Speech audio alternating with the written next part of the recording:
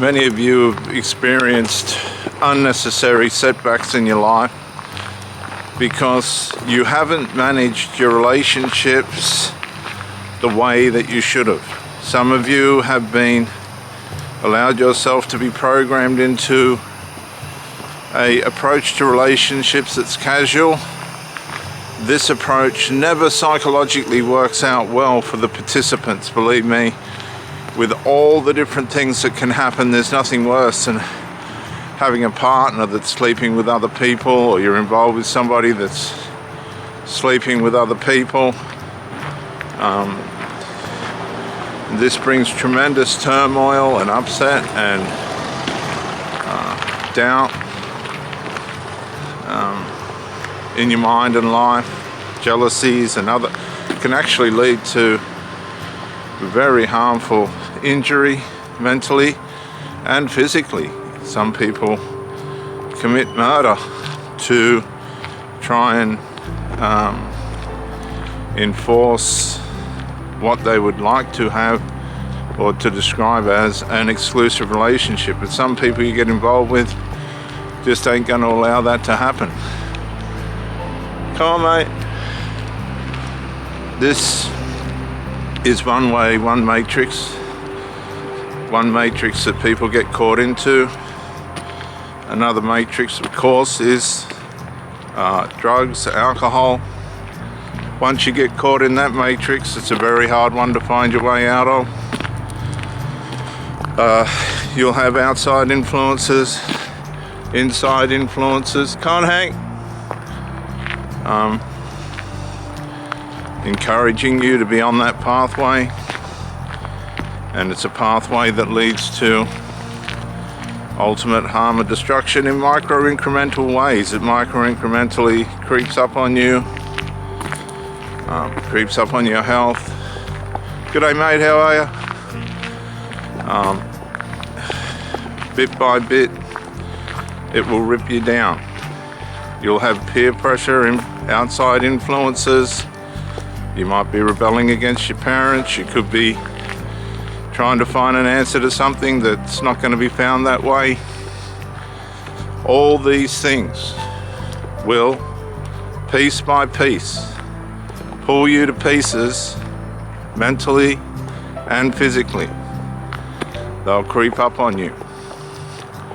And of course, you don't know this is happening. You've chosen this as a way of trying to solve your problems. And unfortunately, it's a temporary solution, what appears to be a temporary solution to a long distance race. And it's a race that can only be won by wisdom, knowledge, and understanding. Now, you're going to need help. The help that this world offers is usually demonic, weak, and unsustainable, because it too will pull you down piece by piece if you don't play the game, if you're not a puppet. Because it cannot, the outside influences cannot uphold you from the inside out. And this is where the finished work of Christ is objectified. They object it. They don't want you to come into it. They don't want you to find it. They don't want you to find the life that Christ has through his finished work on the cross, and the promise of the Holy Spirit indwelling you, teaching you, showing you, helping you, guiding you and leading you, a lamp unto your path, a light unto your feet. Just got a train going past, viewers. This is the last place your friends and flying monkeys and peers and all these other types want you to end up, because it makes you exclusive. You then have exclusive wisdom and power to be a competition for these people. You are now a competitor. You are now in a different realm. You are now moving towards what's best for you, what helps you.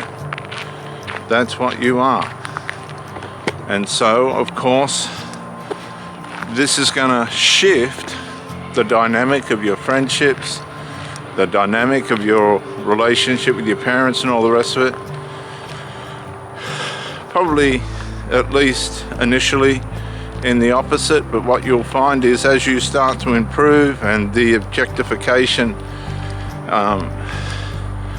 begins to diminish, people do adapt to things that look like they're working for them. Now, how does this happen for you? Usually people don't come to Christ until they've had everything taken from them. They're very, very sick. Come on, mate, this way, please. Turn. Hank. They've become disabled and the like.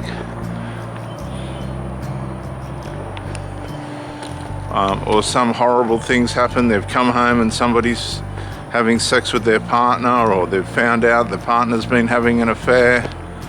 All these kind of things that set us back happen over and over again until we decide that we want to change for the better. We want to do something different. We want to approach this whole thing in a new and better way, and that's going to take effort, a lot of effort.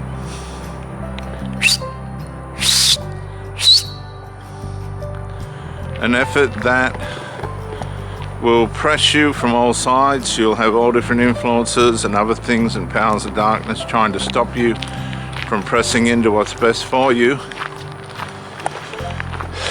You'll have friends that'll object and distance themselves from you and possibly even shun you. And this can happen in the reverse too. If you find yourself in a religious organization and you're not following their beliefs and meeting their end, they will shun you.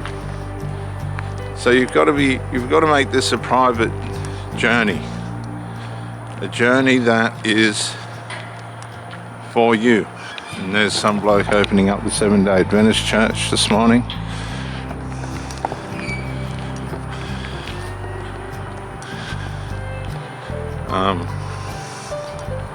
So it's got to be a very personal journey. How are you, mate? And that journey will be a test. It'll test your mental prowess. It will test your physical condition. But the results will change. As you come out of drugs, as you come out of an abusive relationship, as you come off the drink, your self-reward system given to you by God will start to play its part again. You see, all these things are to absolve, numb out, make useless, numb your senses to your personal reward system. And once that's accomplished, then we seek for outside things to meet that end. The natural things of good eating, exercise,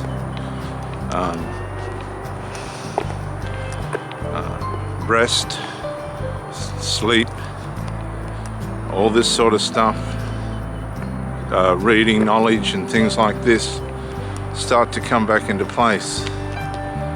And as these things find their place in your life again, you will find that you won't tolerate abuse. You'll be fair, but you won't tolerate abuse.